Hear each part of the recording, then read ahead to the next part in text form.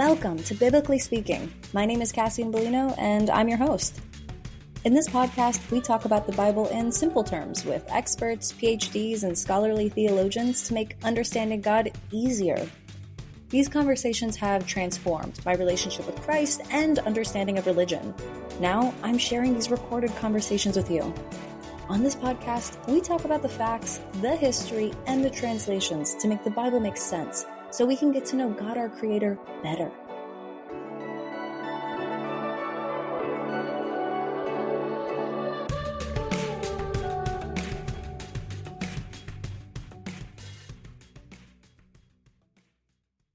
Hello, and welcome to Biblically Speaking. I'm your host, Cassie Bellino, and I'm so grateful that you're here.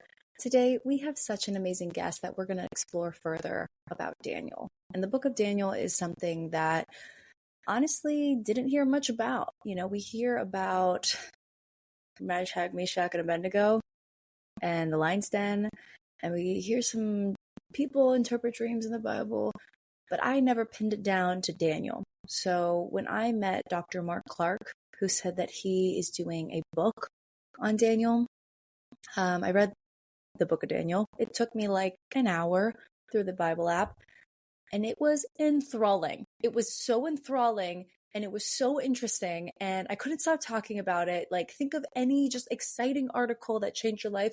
This is a book about a guy's life that will blow your mind, and his consistent obedience to God, the things that he experiences in the court of the king, the things that his friends survive, the way that he just prostrates himself in front of the Lord.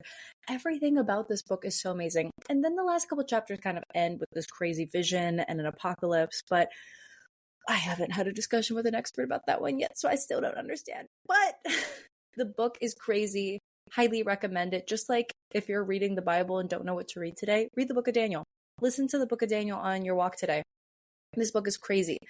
And what we do on the episode today is talk with Dr. Mark Clark, who he is Emeritus Professor of Political Science and National Security, and honestly works with like UFOs, but has dedicated his life to understanding the Bible more. And he offers so much expertise on Daniel, the time at which Daniel lived, the socio-cultural atmosphere of what was going on when Daniel lived, and the wars and the histories.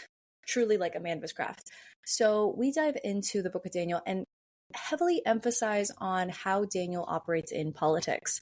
And if you are maybe a new Christian, or you need a little refresher as a Christian, and you're like, dang, how do I introduce Christianity into my work life? Like, I'm really just a Christian on Sundays. Yeah, Daniel does it well. Daniel is an amazing example of how to implement Christianity as the core gravitational pull in your life to center all things around. How do I operate at work? How do I operate in friend groups that aren't Christian? How do I hang out with people that aren't Christian and still maintain my Christianity and God focus? Yeah, Daniel is where I'll punch ya. So that's where we talk today. Dr. Mark Clark is so lively. He is a friend of Dr. Hugh Ross, who introduced me to him. He was amazing to talk to. He was so kind and patient.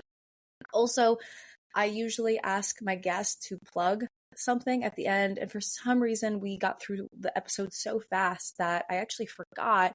But check out Dr. Mark Clark's writings on Substack. I'm going to link it in the bio here for the show notes, but it's marktclark.substack.com. It's titled Life, Faith, and Politics, where he writes articles from a faith-based perspective on UFOs, COVID, abortion, national politics, and just the state of the world. But his Substack is amazing. It's challenging. It's thought-provoking. Absolutely check it out. But if you're new here and everything I just said was kind of crazy and all over the place, I welcome you.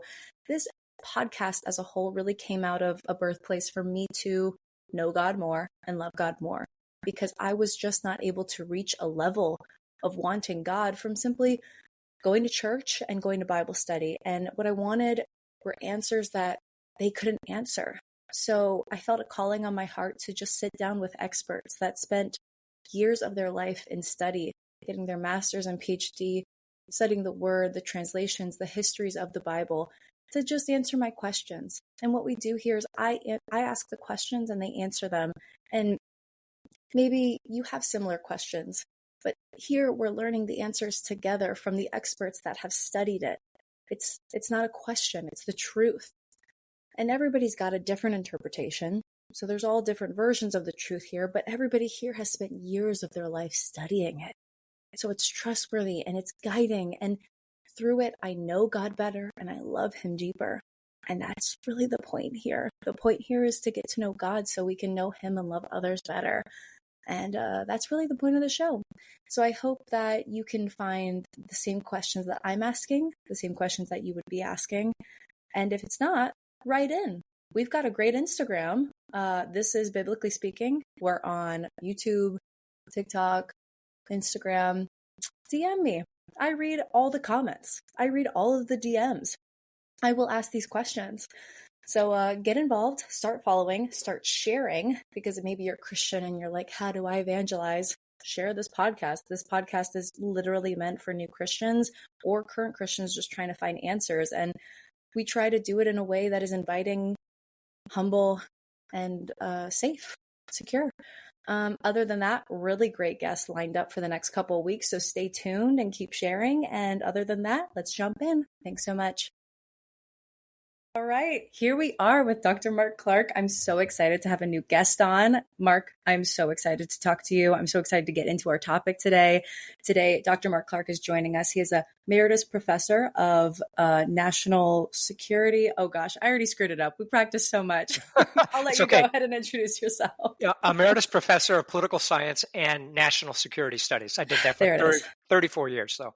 Yep. Amazing. Well, it's pretty cool how we got connected through Dr. Hugh, who hasn't even come on yet. And yet here we are talking before him. But I think that the topic today, I mean, once we spoke, you talked about your previous experience in political science, national security. We talked about UFOs. But one of the highlighted factors was your work with Daniel. And I think I hadn't even read Daniel at that point. I read the book in a day. It was obviously very short, but just so enthralling. I never got bored, which is typically what drives me away from the Bibles. I start, losing my train of thought.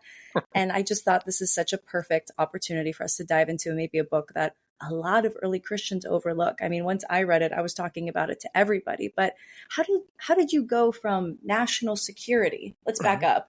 Yeah. To studying the Bible. Tell me about your story. So it goes back a little bit further. I became a Christian in high school, but it was with the Jesus People movement. If you see the movie or seen I think it's a HBO or Netflix production, Jesus Revolution. Yeah, I heard about that. Yeah. So they spread out and they went around and they, spread the gospel. It took with me, which surprised me. I didn't expect that. But it didn't stick, at least for a while. And mainly because I thought it was more of an emotional high at the time. Oh. And once the emotional kind of high, the 2 to 3 weeks later, kind of wore off, I thought, well, okay. So, and I went about my life, but that was probably sophomore in high school. And then I went in the Marine Corps. And while I was in the Marines, God kind of confronted me with the fact that although I was really physically fit, really good, I would get promoted all the time at every place. But there was a point at which I got really interested in the Bible. There was a guy that came on ship. I was stationed in Japan, Yokosuka, Japan, for 2 years. And there was a guy who was very studious about the Bible. And he studied from the ancient languages, Hebrew and Greek. And I got fascinated by that, and I started doing it. But one of the guys that he came on with, by this time, had become pretty anti-Christian. And he just looked at me and goes, "Are you reading that?" And I won't say the word he said, but junk too. And I said, "Nah, I'm just looking at it." Boom, turn off the light. And God held up a mirror to me and said, "You're brave on the outside, but you're a moral coward on the inside." And it was like, oh my, it stunned me. It stunned me. What do you mean he held up a mirror, like a voice in your head? Yeah, literally, like all of a sudden, a thought. In. Yeah, and I could see myself as a coward. That's what it felt like. And I thought, ooh, this is so discrepant. Shaking. Yeah, so discrepant with my image of myself. So that began a process. And I actually turned that light back on. And I said, "I guess I am." And he just looked at me and shook his head. So, but I knew. I actually take it back. Go ahead. Yeah. But, it's a process. As you know, as you become a Christian, it takes a while. And I was in the Marines, and there were not a lot of people where I was that were pro-Christian. They weren't anti-Christian; they're indifferent to it mainly, but some were very anti-Christian. Good way to put it. So you kind of had to really learn how to defend your faith and grow. So that's how I got started. But it was being in the Marine Corps that led me to be interested in international politics. And so I got out after college or after Marines, went into college, studied ancient history, and then went on to study international relations, and then landed this job in national security. So what's fascinating to me is I learned international politics, foreign affairs, national security, Russian language, all these things, but I didn't quite know how to understand politics. And Daniel became a very fascinating character to me. Here was someone that was taken, and we'll talk more about it in a little bit, but here was someone taken out of his home, taken to a foreign land. Everything is contrary to what he grew up with and believed in, and yet he thrived politically. And so I became fascinated with the study of Daniel, and I began teaching it at church. And what I found when I taught the book of Daniel, it changed me. It changed me in a number of ways that I can talk about, but it really changed other people as well. They began to have a higher view of God's sovereign control over history. Even though we all kind of acknowledge God as sovereign, it's an attribute. What does that mean for me personally? What does that mean for me politically? What does it mean for international politics? And if you think about what's going on in the world today, China's on the move, Russia's on the move, Iran, North Korea, battles are going on, war with Hamas and Israel. The U.S. seems to be diminishing in power. How do we think about that?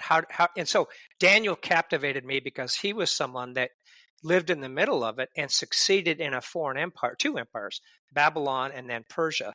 Yeah. And so that actually, like I said, it changed me in the sense that you mentioned Hugh Ross. He's president, CEO. Now he's retired of that, but of Reasons to Believe. And he asked me early on in my career to be his co-host on his television show. And I think I told you this line. He was trained in physics, astronomy, mathematics, quantum mechanics. I was trained in international politics, national security, Russian language.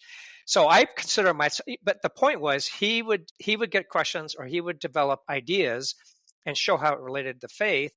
And then I would have to be able to repeat it so that the audience would understand it. So I called myself the intellectual crash dummy for Hugh Ross because, quantum mechanics, I mean, I was able to handle it and manage it and give it back. But after that, driving home was like, I could not repeat it. It was so alien to the way we think. Wow. And you also, so tell me more about the TV show, because you guys talked about some pretty hot topics. I mean, UFOs is a pretty hot topic. How did that play into the biblical conversations? Sure, that's interesting. Actually, Hugh had been in ministry as well as teaching and as well as astronomy. Mm-hmm. He eventually became the evangelist at our church in Sierra Madre.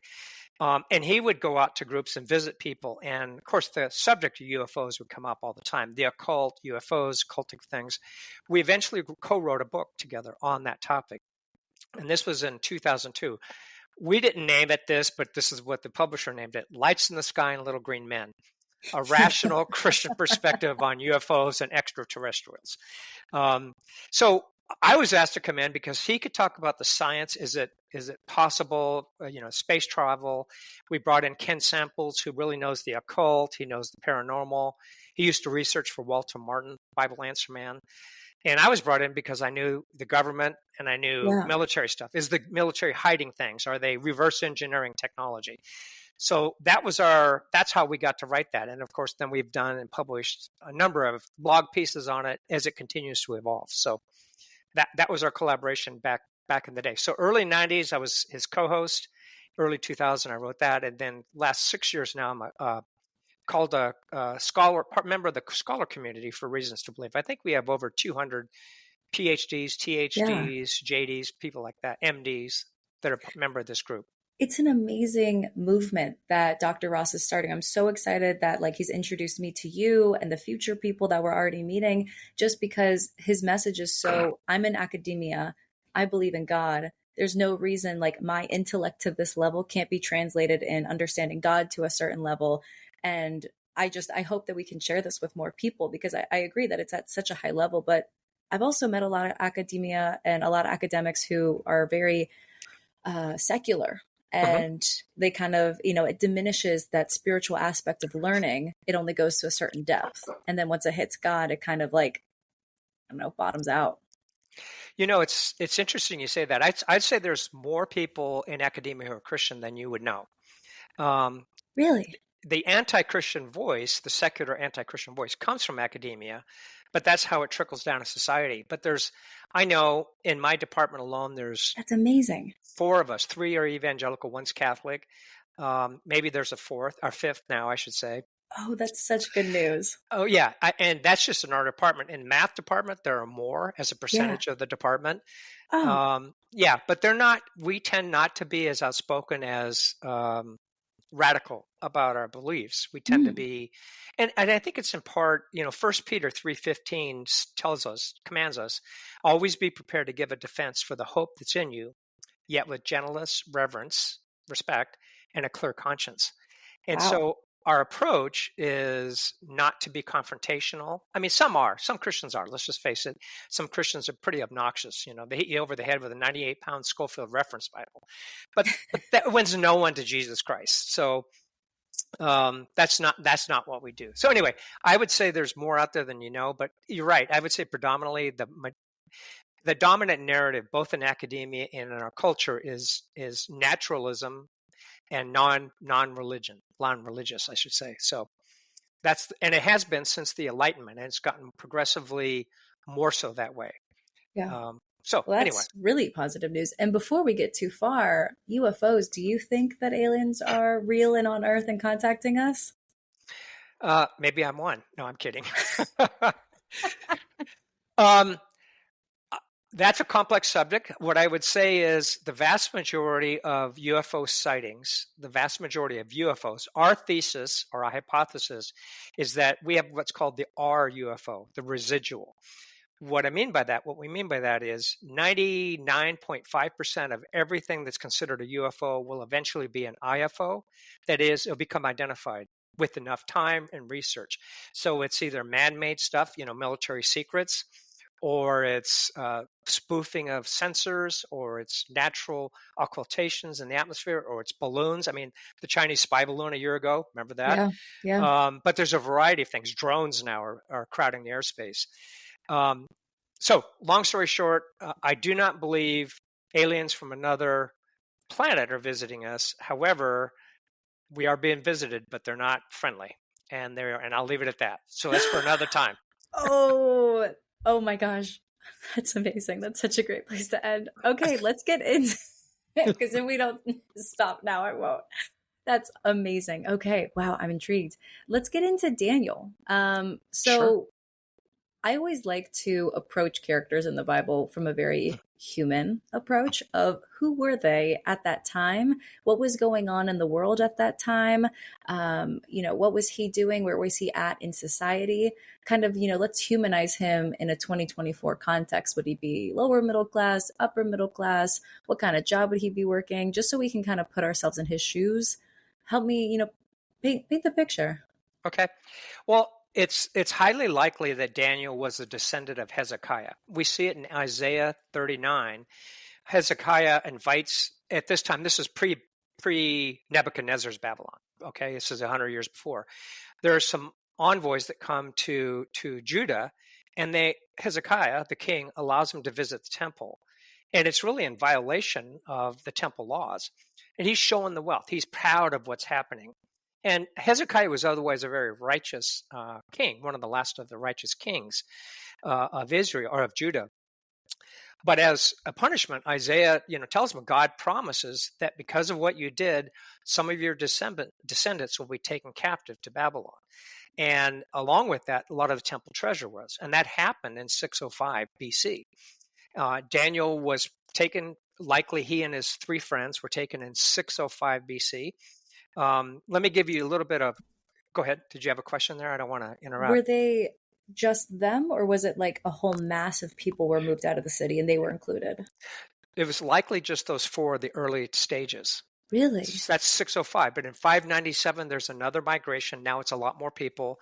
In 586, there's a bigger one because Nebuchadnezzar gets fed up with Judah's rebellion and comes and conquers Judah again, destroying Jerusalem and the temple, and takes a lot of people back. Now, why I say that is there's a couple of major players, political players internationally going on. Around 722, there was this big empire up to the north called Assyria, Assyrya.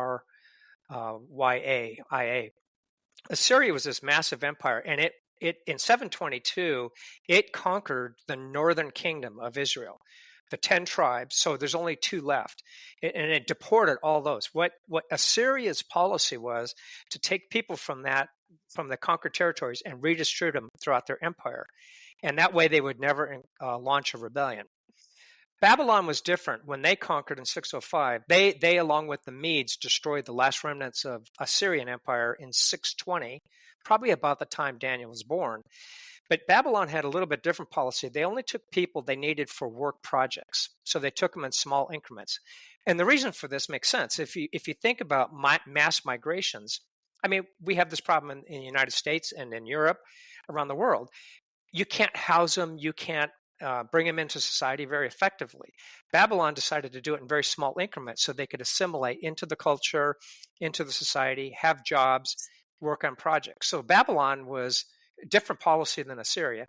They also did the same thing to prevent rebellion, but they were more selective about how they did it.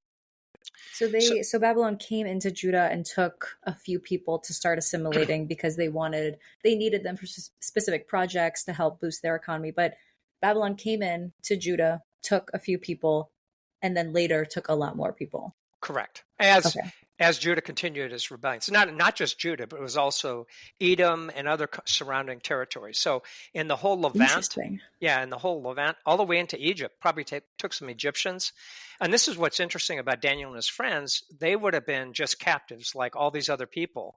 And what Babylon wanted to do, at least in this first round, at least that's what the text of the Bible says. We don't know outside of that. It could have taken more, but the only 4 that are mentioned are Daniel and his 3 friends. So they take them and they introduce them to the court of Babylon, and then but let's think about what happened. Daniel was probably around 15. And the reason why we surmise that, we don't know. He could have been 13, he could have been 18. But Daniel continues in power until about 539, 538 BC. So he was an 80-plus-year-old man by the time he ends his time, and he's writing the book of Daniel. So he couldn't have been too old by this time. So you asked earlier, would he have been employed? Probably not. He was still, just attained maturity. And he was stripped from his family. Stripped from his family, his culture, his religion, forced marched 900 miles, given a pagan name, which should have been anathema to a religious Jew. And then, and this is harsh, a lot of commentators shy away from talking about it. He was probably emasculated. So his testes would have been cut off. This is typical of ancient empires that when they put people in the court, they stripped them of their manhood so that they couldn't interfere with the harems and things like that. Now, As you can imagine, that would create a lot of trauma. And we'll get into that a little bit later, but even without the emasculation part, which we don't know for sure, but it doesn't say in the Bible. I think losing your family is like pretty bad trauma. Yeah, there's a lot going on here. So, and I think that's one of the things I would say about the book of Daniel. If you want to read it, try to read it, not like a kid's story, but like a grown-up story, a real historical character, someone that suffered very severely. And yet he flourished while his time was there. Yeah. And so he and his 3 friends, they're forced march. What I think is that how he managed to, and the reason why I say I think he avoided the trauma of captivity, is that we do not see evidence anywhere else in the whole book of Daniel that he displays the kind of character or behavior that's consistent with someone who experiences trauma. Trauma is typically defined as someone who believes the past is an ever-present reality. And they're a victim to it. They're still a victim, right? They haven't somehow taken agency. They're stuck in that victim mentality of, woe is me, this happened to me, rather than a victor and I survived it. Right. So let me give you a quote from Psalm 137. It's one of the more interesting Psalms in the Bible. And the psalmist here is at least indicated in the text that I've read. He's likely back in Jerusalem. So he's already been released, and yet the past still haunts him. And he says this, By the rivers of Babylon, we sat and we wept when we remembered Zion. There in the poplars we hung our harps, for there our captors asked us to sing for songs of joy. Our tormentors demanded songs of joy. They said, sing to us one of the songs of Zion. But how can we sing the songs of the Lord in a foreign land? If I forget you, O Jerusalem, may my right hand forget its skill. May my tongue cling to the roof of my mouth if I do not remember you, if I do not consider Jerusalem my highest joy. Remember, O Lord, what the Edomites did on the day Jerusalem fell. Tear it down, they cried. Tear it down to its foundation. And this is true. Edom were mortal enemies of Judah at this time. O daughter of Babylon, doomed to destruction, happy is he who repays you for what you have done to us, he who seizes your infants and dashes them against the rocks. This is in the Bible. Major revenge. Yeah, this is someone who's living as if the past is still an ever-present reality and harbors revenge. We do not see this from Daniel anywhere in his life. Nor do we see it from his three friends. So there's something unique going on with Daniel and his friends. I don't think it's just because he was a royal, descendant of royalty, but he might have had something going on in his life that was, he had a lodestar, like he had a North Star. Yeah. And in fact, my thesis from my study of Daniel, and maybe for our talk here today, is that because Daniel led an exemplary life of faith during historic political events, because he committed to God's kingdom purposes for his day, because he did, he models how we may live exemplary lives of faith by committing ourselves to God's kingdom purposes for our day, even in our troubled political times, not just domestic, but international. So I think he's the book of Daniel is not a didactic book. Have you heard of that term? Mm-mm. It means a teaching book. It's not prescriptive. It's not teaching you. It's not giving you commands. This is how you should behave. It's an example of how we might want to think about behaving. So it's a... Oh, okay. Does that make sense? Kind of like Job, would you say? Yes. Although there's some, and you have to be careful with Job because there's some things they say right and some, not Job, but his friends. There's some very good things they say are right, but they have a very different perspective than Job. So yeah. No, that's a great way to pick up Daniel is kind of, if I were to live a good Christian life, this is what it would look like because of the way that Daniel just lets the governance of God take over every aspect. Like with trauma, he didn't fall victim to that. He overcame that when it came to, his political relationships. He governed it so I want to say Christianly, but, God focused. And even with the way that he spoke to people in the face of people trying to throw him in a den of lions, he still had so much respect and gentleness and love and patience and peace in him. And that's, as you can imagine, that's really hard, especially when you're being abused, the way he was. What's interesting to me is Daniel didn't take his stand. He didn't fight Babylon on anything except he wanted to remain set apart. And that's why he, in Daniel chapter 1, asked for this restrictive diet of vegetables. And then he's brought into other things. So he develops this great respect for authority. Yeah. The scriptures in the Hebrew Bible, the Tanakh, that's the ancient literature, the Tanakh. Rebellion is considered something like a sin of divination. It's considered evil. If a child rebels against their parents and is a consistent, unrepentant, rebellious person, that could be considered a candidate for stoning at some point. So Daniel shows high regard for, you would imagine, his family, though we don't have a record of it, but he certainly does of Babylonian authority. Who captured him, he has high regard for. Yeah. And we have trouble respecting our own president, who's never even met us. Yes. And a lot of our political authority, not just our president. Exactly. Yeah. Yeah. So when I approach a book like the Book of Daniel, and I think in our preparatory discussion, one of the things you asked was how do we read the book, like a Book of Daniel or any book? I begin to ask a series of questions, and I always read, even if it's apart from the Bible, I ask with a series of questions. What can I learn from this? What new things can I gain? What can I infer that would be useful for my life?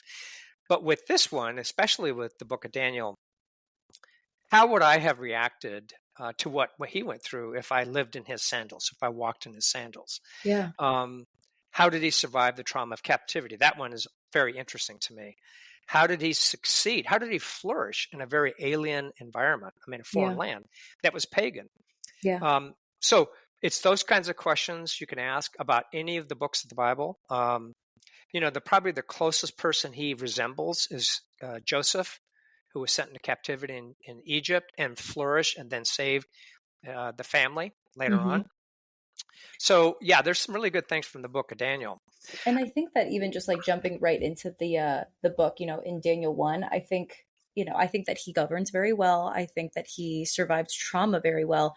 But I don't think that we should overlook that his gifts that came out and kind of led to his success of being able to interpret dreams without being told the dream itself or surviving lions, essentially because he appealed and was obedient to God at the beginning. Let's say they tried giving him fast food and alcohol and beer. And he said, I don't want to eat fast food and beer. I just want water and veggies. I'm going to appeal to you. The first appeal in Daniel 1:11, it says, Daniel 1:17, to these 4 young men, God gave knowledge and understanding of all kinds of literature and learning, and Daniel could understand visions and dreams of all kinds. So that knowledge and that ability that caused his success wouldn't have happened had he not been obedient and submissive to God and what God asked at the forefront. Yeah, I would agree. Let me go back one more thing though, just before we get into that, because I don't know that we can understand his giftings apart from what was God's purposes, God's kingdom purposes in his day. Jeremiah 25 writes about it. When you go to Babylon, he writes a letter. This is a little bit later, but he had prophesied the conquest by Babylon. Daniel knew that Judah was being disciplined by Babylon for their rebellion against God. Oh. He knew that. And then Isaiah had this great That's so weird to think of countries as people being disciplined. Yes, absolutely. Especially God's covenant people. Okay. In the Old Testament and the Tanakh, God's covenant people were Israel and then Judah. And then since the New Testament, since Jesus Christ, it is then Christians. And there's not one nation. We don't associate. In fact, we're called a nation of priests now. We're not a nation of kings, right? So when we punish a nation, it's the nation of Christians, not a physical geographical. It's actually Christianity. It's Christians themselves. Wow, that's a total mind shift. Okay. Well, let me just throw this in, because there's this remarkable prophecy, but it's a kind of a statement of God's kingdom purposes for Judah. And this is where I think Daniel latched onto this, particularly maybe on his trek to Babylon, maybe before, certainly by the time he gets there. Isaiah 49:6 says this, "It is too small a thing for you to be my servant, to restore the tribes of Jacob and bring back those of Israel I have kept. And I will make you a light to the Gentiles, that you may bring my salvation to the ends of the earth." Now that was for Judah. But Daniel, I think, took it to heart, because if we look at all of his stuff, what he does, he lives by this. It's sort of his version of Matthew 28:19. Go out and make disciples around the world, and then the end will come. This is their version of it. And Daniel exemplifies this, because everyone that comes in contact with Daniel recognizes he serves the sovereign God. Yep. And he makes him, God made him a light to the Gentiles. In Daniel chapter 9, he does one of the appeals that we won't talk about, but he appeals to God for the restoration of Israel. And that begins the process. Cyrus the king, who conquers Babylon, starts writing an edict that restores Judah to its homeland.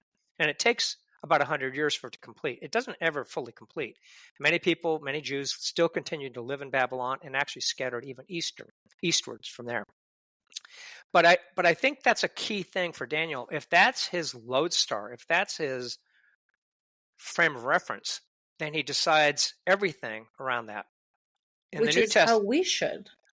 Jesus himself said, "Seek ye first the kingdom of God, and all these things shall be added unto you." I think that's what I love so much about Daniel, as I'm just going to call myself an early Christian, because there's so much I don't know. I've been a Christian for years, but still I don't know this. And the whole Bible, to me, it seems like, is like, do this, don't do this, do this, don't do this. And then there's Daniel that's like, if you want to know what that looks like, here's a perfect example. And that's what makes Daniel so good, is this is how you handle God at the centerpiece in trauma, in relationships, in difficulty, conflict, government, your job, Like, how should you be a good Christian at work? Read Daniel, you know? Mm-hmm. Mm-hmm. Yeah. Yeah. So let's get to Daniel chapter 1 and we'll talk about that. Let's do So, it. yeah. So Daniel 1, he's confronted by this, this fact that he's going to have this diet. And it's the choice food from the king's table. Now, a lot of modern commentators who are Christian look back and they interpret that through the prism of the New Testament. And because Paul talks about it, because to the Jew, eating pig meat was anathema, Levitical laws. And then there's this idea that, it's okay now.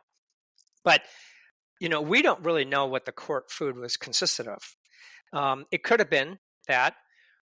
We don't know when kosher or koshering came about in Jewish history, but it might have begun here it might have happened before, according to Levitical laws, but it probably certainly happened after this. Now, what's interesting about this is that wine is not considered against the Bible.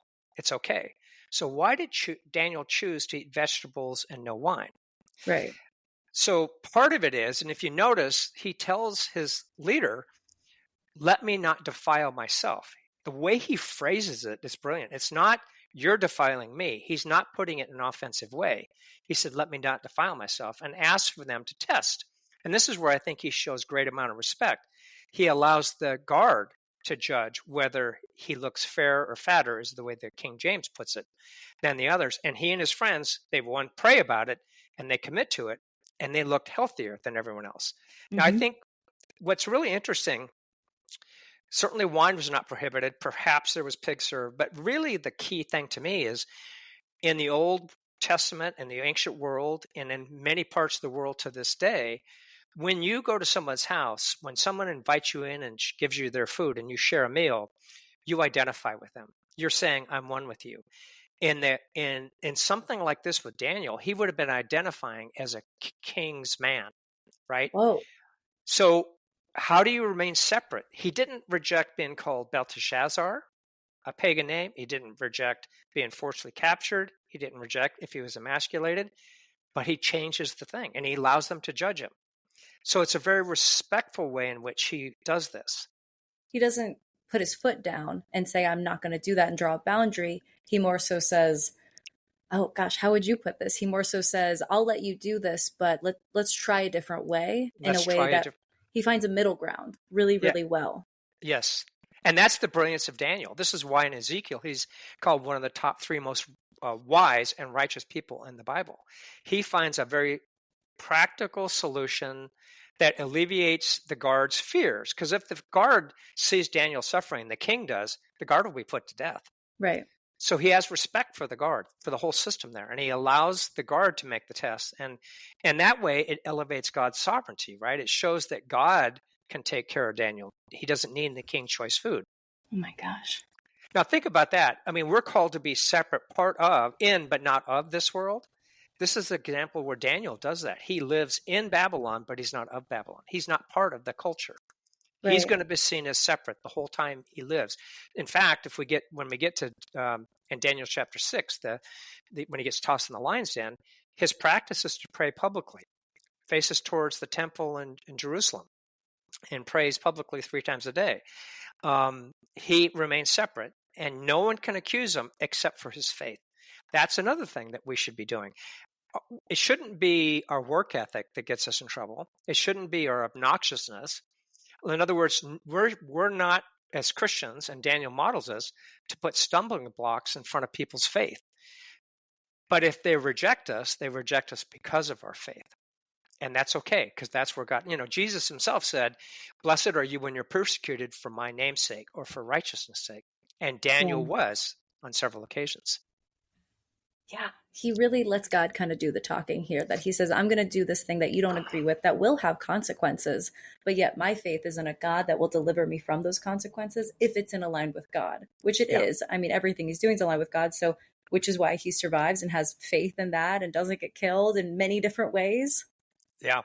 So he doesn't die on this hill, as they would say. In other words, he picks the battles and he does it with wisdom, and he's very respectful, and that's the key. He respects even these pagans commanders because they're real human beings, and That goes back to the Old Testament. We're all created in the imago Dei, the image of God. Yeah. And we all have eternal destiny. So we have to pay attention. Everyone should have a very high regard for other human beings, including those who persecute you. You know, I think it's like the most gentle way that you can, you know, shout from the mountaintops that you're Christian. It's so gentle. And I think that when we read this, at least this is my perception of it, is that to be a passionate, shouting from the mountaintops Christian, that requires being provocative and overly passionate and almost aggressive. And he doesn't do any of those things while he is still being set apart and putting himself apart. And yeah, like even we'll get into the dreams and just where that got him, you know, in the most gentle way by him just remaining faithful to God and not shaking his finger in anybody's face. He was given an amazing gift. How crazy is that? Yeah, so he clearly was bright. I mean, even in the first part of the text, the Babylonians selected the best and the brightest, and then they tested them. We don't know what that test is, but everything, we go to college, we go in the military, you go into law school, you go anywhere you go, you're going to be tested. Well, they had some version of this, who was the best and the brightest. And yet Daniel and his three friends excelled even more. So they had a phenomenal work ethic. They studied the language and the literature of the Chaldeans. What, at a minimum, that means is they studied Akkadian, cuneiform script writing, which takes years to master, Aramaic, and maybe another language or two. Plus, he had to study the flood charts, the astronomy. The Babylonians were noted for their astronomy, but they tied it in with their astrology. So how can you, as a Jewish, righteous religious Jew, look at what's good from this and separate it out from what's bad? That is the pagan influence. So he would have been a fantastic student at all these things.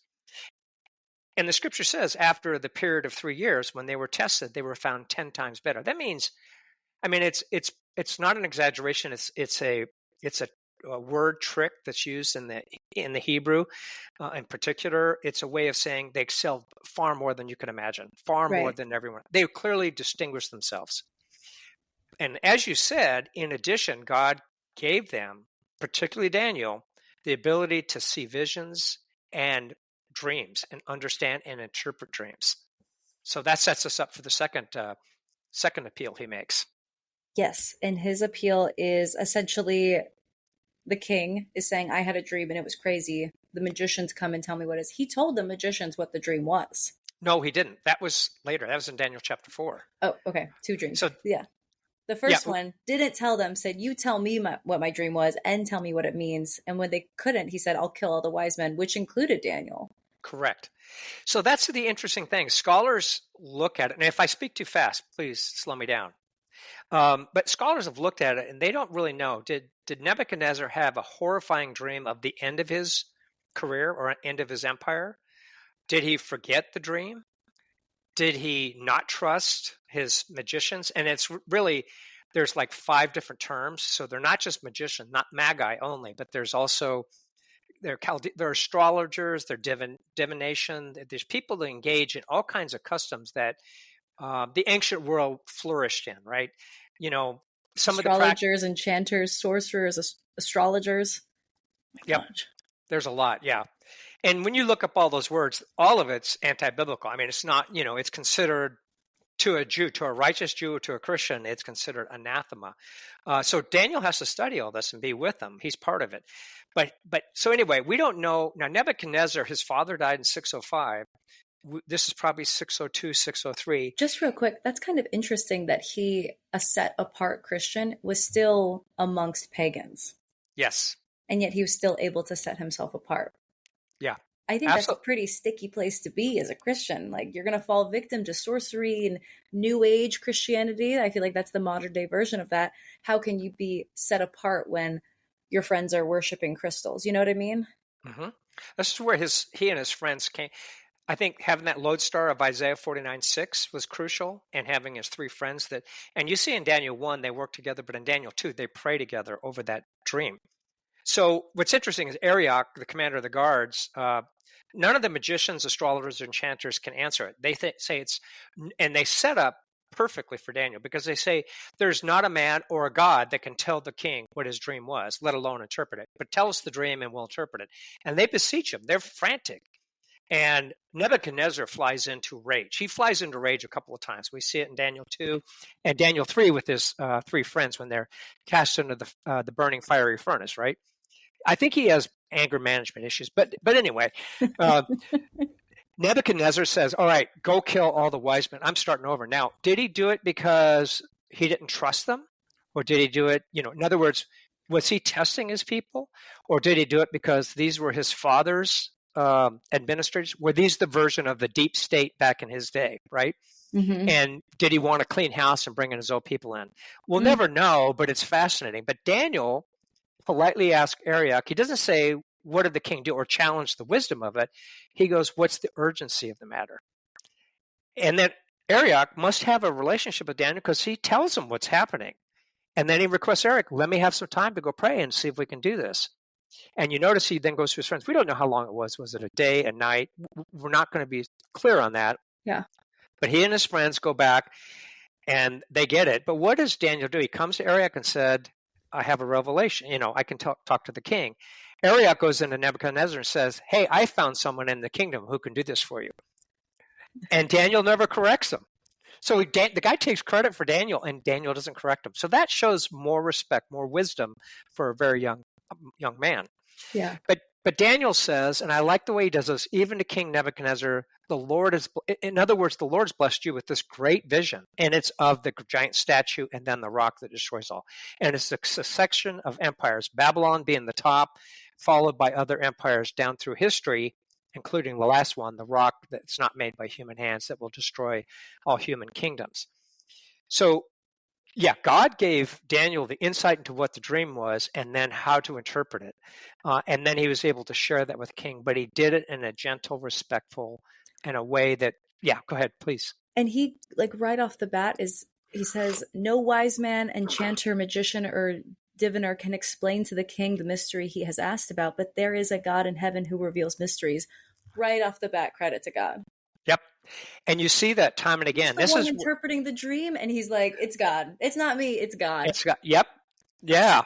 Isn't that cool? That is a literal superpower, and he's not taking any claim over it. Think of us. We love Superman. We love all these heroes, Marvel, and they get all cocky and stuff. Daniel never gets arrogant about what he's been given. He remains humble throughout the whole process. But if you have best example. And I think if you have a very high view of God and of God's sovereignty, it will be easier to do that. It's not something that we, as we become Christian, as we shed the baggage of our culture, as we mature, as we're transformed, as we're formed spiritually, it'll be a while. I mean, there's going to be rough edges until the day we die. That's part of this spiritual formation process that we're all in. Mm-hmm. But Daniel seemed to be, right from the get-go, at least transformed in a way that I wish I were. So. Same. I'm still with my family. I have all the things I was born with, and I still do not have the faith of Daniel. Nope. None of us do. Yeah. So do you want to, anyway, so I love this because I like the way he does it. He tells the king, this is what God gave you. He doesn't even take credit. And then, so what's interesting, Daniel constantly gives glory to God, but doesn't just come out with platitudes. Right. He does that in a real way. Right. He doesn't walk around waving a placard that says, glory to God.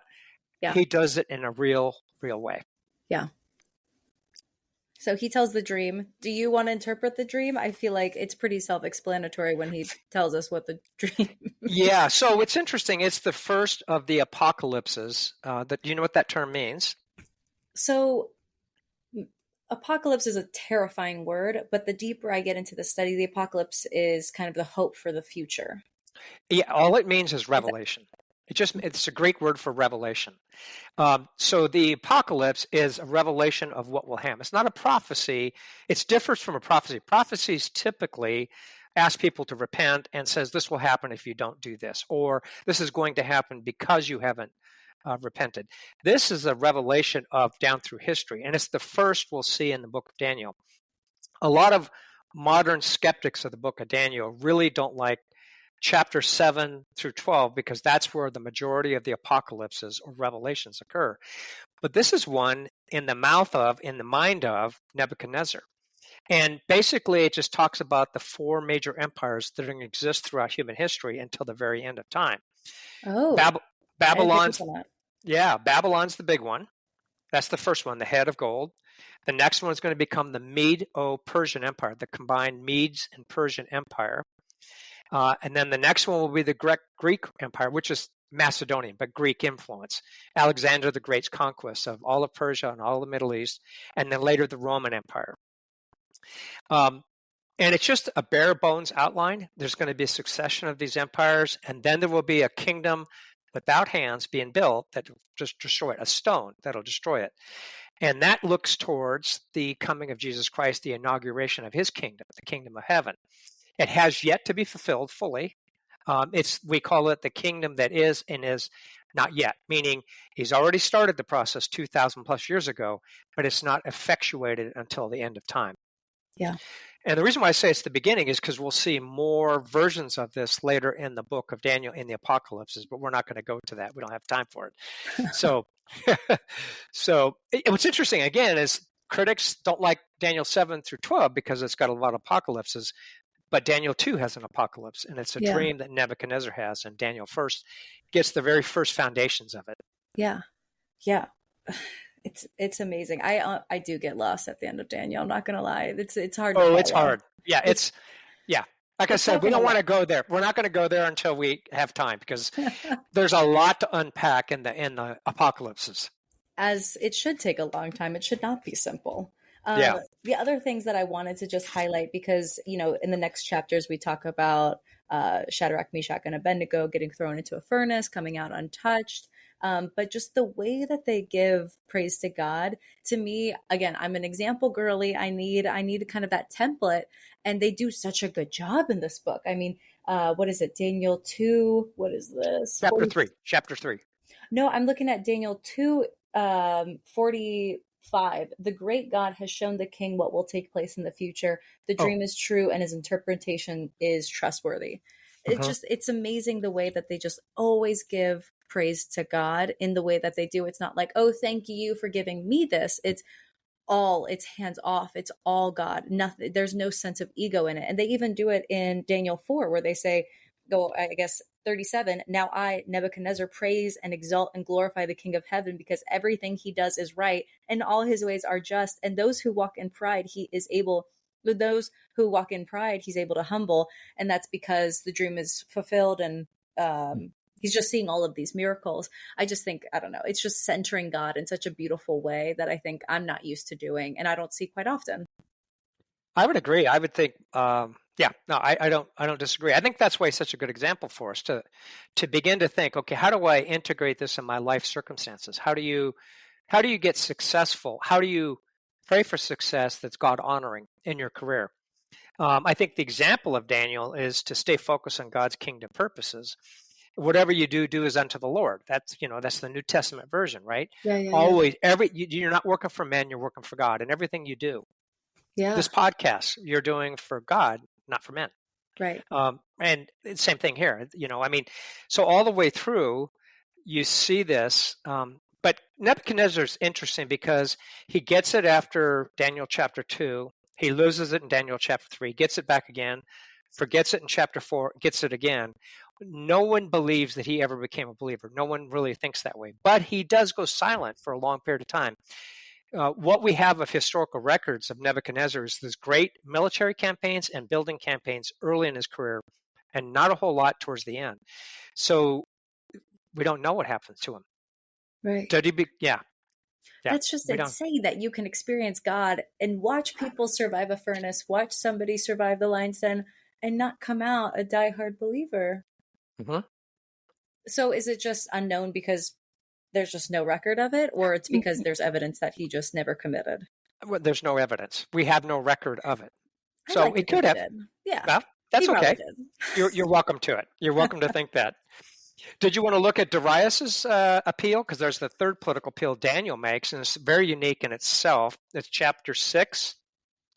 I just turned to chapter 6. The writing on the wall, I think, is kind of overlooked. Kind of reminds me of a horror story, if I'm not going to lie. Am I understanding it correctly that they were at dinner? So chapter 5 is they're at dinner, and then a human, like, as if it looks like somebody's writing with their finger on the wall.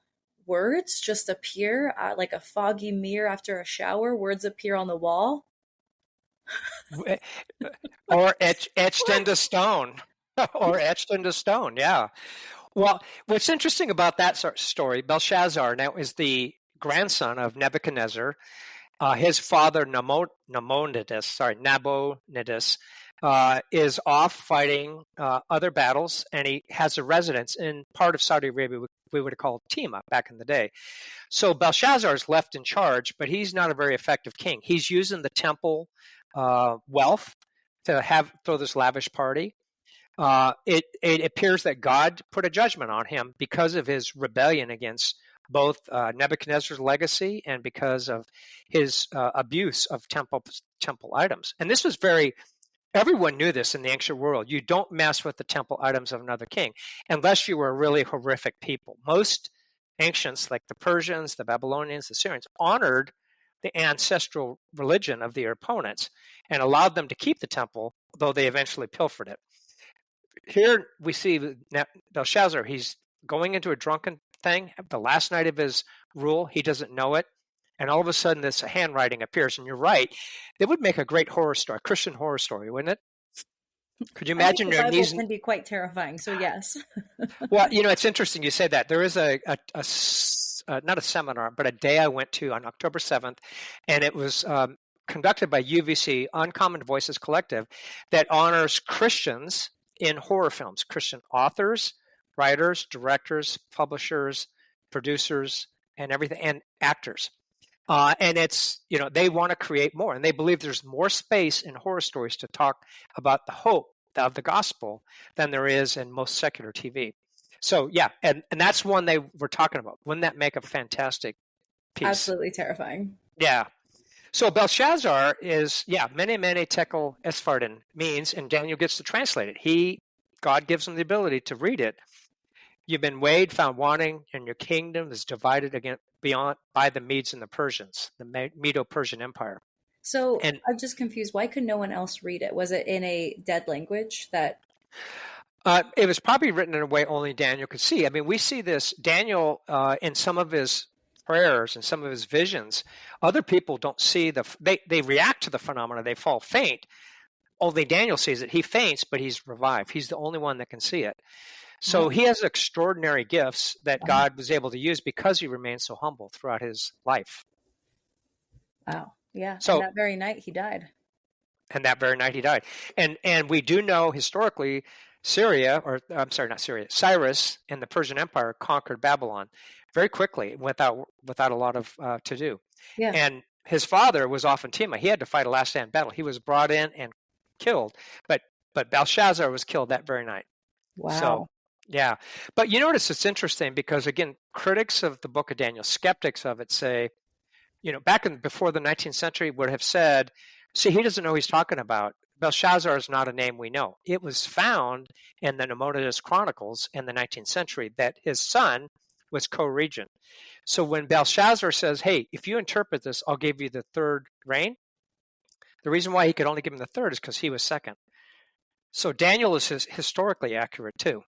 So I just thought I'd throw that out there. I think you've lost me a bit. I'm not going to lie. I'm sorry. No, that's okay. So there's skeptics of the book of Daniel. They often will say it's a second century author, anonymous Jew trying to write because they don't believe in prophecy. A lot of skeptics. Okay. But the problem is, if you go back, a lot of what Daniel said came true, and that's what makes it so awesome. So anyway, yeah, and a lot of that information was lost to history until recently. What do you mean, how recently? Well, 19th century. The name of Belshazzar was found in the Nabonidus Chronicles that was discovered by archaeology. What were they using before they found that name? They didn't know. Herodotus went to Babylon in 457 BC, and he could not find the name of Nebuchadnezzar because it was so destroyed by Xerxes, by the Persians that later came. Wow. So a lot of the history was lost for a long period of time. It's a miracle that we found it, Ben. Yep. Yeah. Okay, let's get into the big chapter 6 with the lions. Yeah. Everyone wants to go to the lions right away. I don't want to go to the lions. I think it's just insane. I mean, I think it also is such a terrifying feeling. I just watched Dune 2, and there is like a gladiator-esque scene. And even if you watch the movie Gladiator, there's that scene. And it is a terrifying moment that you're about to get thrown alive with such beasts. I mean, and the way that Daniel stays calm and just faithful, I think that in itself is a miracle. I posted something on Instagram like, oh, what's the greatest miracle of Daniel? And someone said his faith. And when it comes to being face to face with a lion, I understand that. I mean, yeah, it's great to interpret dreams and to survive trauma and 900 kilometers of walking. But yeah, I think that that's just insane. And it also is interesting that it happened despite the leader being your friend, King Cyrus. Darius, my bad. King Darius was a friend of his, but he was backed into a corner, so he had to put his money where his mouth is, actually punish Daniel for not worshiping him and worshiping another god. But I don't know. I think that makes it worse that your friend is doing it to you and you're doing the right thing by worshiping God and not another idol. And now you're going to be fed alive to an apex predator.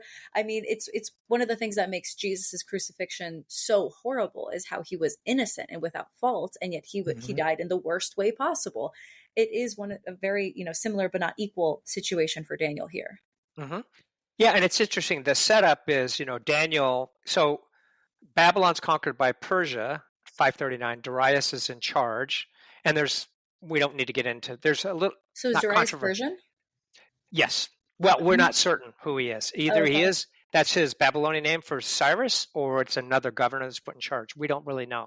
Anyway, that's for a different time. But Darius, because it says in the reign of Darius and Cyrus, that could be translated Darius even Cyrus. We have that one other place in First Chronicles. But anyway, for all it's worth, it's Darius sees that Daniel is one of the more effective holdovers from the Babylonian Empire, and he puts him in as one of his top 3 administrators. Now, one of the responsibilities of administrators is to make sure that no one's skimming the profits off. We all know all bureaucracies are corrupt in some respect. People in bureaucracies are corrupt. In the ancient world, it was rampant. I think this is what the seeds of the attack against Daniel were from, is that because Daniel was so effective, the king saw how faithful he was in his work ethic and his integrity. He was probably not allowing anyone to skim profits off for them personal gain. And that's why Darius wanted him to be put in charge of the top 3 administrator over all of the governors and administrators of Babylon. So it was his. Now, this is the interesting thing. If your integrity is so good, people will become either intimidated and jealous, or they'll resent you because of that. But Daniel understood that because he was set apart early in his life and he understood God's sovereignty, this is the way he had to behave. And he consistently prayed outdoors. So again, it was his character that set it up where it couldn't be because of his work. It was because of his faith that they had to get him. And that's why they conspired to make this phony decree, honor only Darius, the king. And Darius's ego let him get trapped by that. And then, so Darius, as much as he loved Daniel and respected him and realized he was good for his kingdom, thought, oh my goodness, I've been made a dupe. This is why Daniel's appeal here is not to say anything. And this is the wisdom of Daniel again, because it would only make Darius feel worse. Darius already felt horrible, already felt shameful, and already felt duped by his administrators. So Daniel's wisdom here is to sit back and not say a thing, not defend himself. And we see Paul does the same thing in Acts. We don't need to go there today, but there's good times when you defend yourself, and there are times when you don't. Especially when your faith is being attacked, that's time not to defend yourself. What? Thank you. Jesus said, when you're being persecuted for my name's sake, blessed are you. That's when you don't defend yourself. What? If you're doing something, God, I gotta stand up for him. Do you really? Isn't he bigger than you are? Oh, you're right. So it's just my pride that I'm defending at that point. Or I understand. We all want to defend things, right? We want to, like I want to defend my wife. I want to defend younger people. I want to defend the vulnerable, the weak. We're supposed to do that. I don't get that. God is not weak. God is the least weak being in the entire universe. He doesn't need to be defended. Jesus said, if they hate me, they'll hate you too. So when people don't like you for what, your faith, that's okay. You're now reflecting Jesus Christ. Okay. Whoa. So when our faith is attacked, the best is to be quiet, let them say what they want to say, and love them anyways, because our God is greater. Yeah. And then even ask questions and allow them. Think back 1 Peter 3:15. Always be prepared to give a defense, yet with gentleness, respect, and a clear conscience. And the clear conscience part, you can see with Daniel, he had a clear conscience. He did his work. They were attacking him based on his faith. And God honored his faith by defending him against. He knew before God and before Darius, he did nothing wrong. That's what he says after he's let go. So I think part of it, now we oversimplify it. I think like, Abshak, Meshach, and Abednego, they were willing to die for what they believed. Daniel was willing to die. If the guards saw that the vegetarian diet wouldn't work, they'd either be killed or forced into the king's meal. He's willing to die for his faith here, and yet God honors him. In fact, this story is so good that I know I've read Koreans during the Japanese occupation of Korea prior to up to and including World War II, use it as a model of how to remain separate from the Japanese society that conquered them. The book of Daniel is so well respected in large parts of the world that we don't even think about. So they kind of separate like the religious truths they just look at his character. Mm-hmm. Well, yeah. And so you have to have character, but you also have to be respectful, but you also have to have separation, right? So it's all those things that Daniel fleshes out. But you got to be separate. In this world, but not of this world, right? We don't get our motivation from the world. We actually think differently. Yeah. Oh my gosh. It really is where your center of gravity is. And I think that is, kind of what you said at the beginning. This hour has flown by the way. I looked down and it's already over. But oh, wow. I truly, and maybe this was him being born into royalty. We can kind of make excuses that he was raised differently, but so are we compared to this society. And if you do have such a strong core belief that you are meant to go make disciples of the earth, and that is your guiding truth in every decision that you make, that is a very strong place to be, no matter if you're poor or rich or at the king's table or, in an alleyway with the paupers. At the end of the day, that's kind of the road to success is my point. You won't fail if that's your core. Yeah. And even if we do, because God doesn't say they're going to have peaceful life on earth. In fact, troubles will come. Right. So, but that's why it's so important to remain focused on God's kingdom purposes. So Daniel did that. We can do that with Matthew 28:19. Always be, and then by means of, I think, 1 Peter 3:15, always be prepared to give a defense for the hope that's in you. So let them see the hope. Let them see the faith, even if they attack it. In fact, what I have found in my experience, sometimes people that are most hostile to you may be most willing to hear the gospel at some point. But how do you overcome that aggression, that anger? That's really the big wall to climb over. That is a big wall. This is where it takes training. Yep. And training should be found in rereading Daniel over and over again? Yeah, but also practicing, right? Taking it out. And, I studied this and I taught it at Hugh Ross's class early in my career, and I used it to help how I became a professor. And God honored that approach in my life in a way that I don't want to go into. It's not important. It was God that honored it in a way that surprised me. Yeah, I think you apply what you can. You stay focused on God's kingdom purposes. And his kingdom purposes may be for you to be the best podcaster. Use doing this for young believers. No, seriously. Isn't that part of God's kingdom purposes? I don't know. I'm trying to do what Daniel's doing right now and letting God have the glory, not me. Well, but your part is to do the best you can. So my part is to do the best I can, and the rest is up to God, whether this reaches 1 million people or 1,000 people. Or one. And I think I'm the one, to be honest. I think this was all for me. You guys are just watching me grow in my faith. That's okay. That's good to do. Oh gosh. Awesome. No, this is a great conversation, Dr. Clark. Thank you so much for illuminating things that I definitely skipped over, even though I read it like a week ago. And I was still amazed when I read that. I think you were really able to dive in on some core points that made it even more meaningful, which is why we're having these conversations. Is any new believer can read, but you really took us to the next level. So thank you so much. My pleasure. Thank you for having me on. I really do appreciate it.